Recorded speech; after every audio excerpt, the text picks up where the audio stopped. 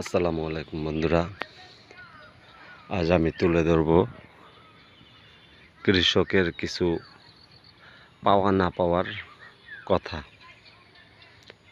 আপনারা দেখতেছেন এই যে লাল শাক কেবলই উঠতেছে, এবং এই লাল শাক যখন বুনে, লাল শাক বোনার আগ মুহূর্তে যে পরিশ্রমটা দিয়েছে এই কৃষক ভাই, আমি নিজ চোখে দেখেছি।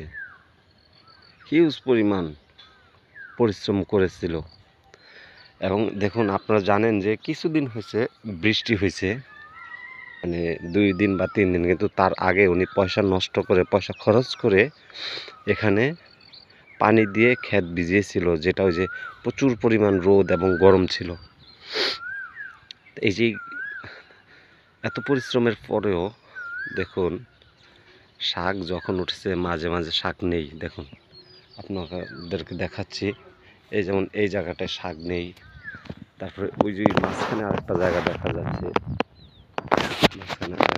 দেখা যাচ্ছে, এই জায়গাটা শাক নেই। এটা বিস্তৃত একটা জায়গা নিয়ে শাকই নেই। এত পরিশ্রম করেছে কিন্তু শাক ওঠে নাই, হয়তো বা পরিচর্যা এবং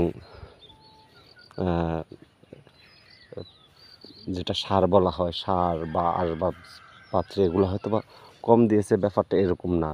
সব কিছু দিয়েছে, কিন্তু একটু সঠিক সময়ে পানির অভাবে, মানে সঠিক সময়ে পানি না থাকার কারণে এই অবস্থা। এই দেখুন, এখান দিয়ে হয়ই নেই শাক, এখান দিয়ে শাক হয়ই নাই।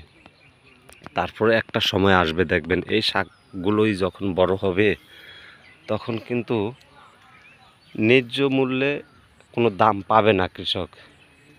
ক্ষেত থেকে বিক্রি হবে 3 টাকা, 4 টাকা, 5 টাকা, কিন্তু এটা ঢাকায় বিক্রি হয় 30 টাকা, 25 টাকা, 20 টাকা করে পর্যন্ত। লাস্ট 30 টাকায় থেকে আপনারা দেখুন, এখানেও শাক নেই, এখানেও শাক নেই।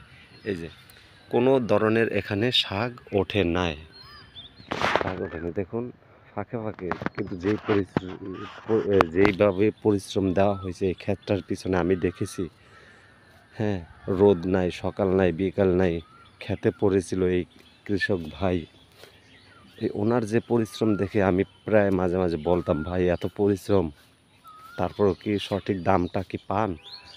না ভাই, সঠিক দাম তো পাই না, তারপরও ভাই কি করব, গ্রামের মানুষ চলি। দেখুন আপনারা, ক্ষেতের বিস্তৃত একটা অংশে শাক হয় না।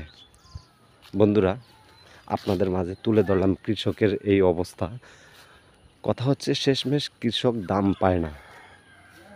আশা করি আপনারা কথাটা বুঝতে পেরেছেন এবং আপনারা বিবেচনায় নেবেন। আজ এ পর্যন্তই। ভালো থাকবেন সবাই। আসসালামু আলাইকুম। আল্লাহ হাফেজ।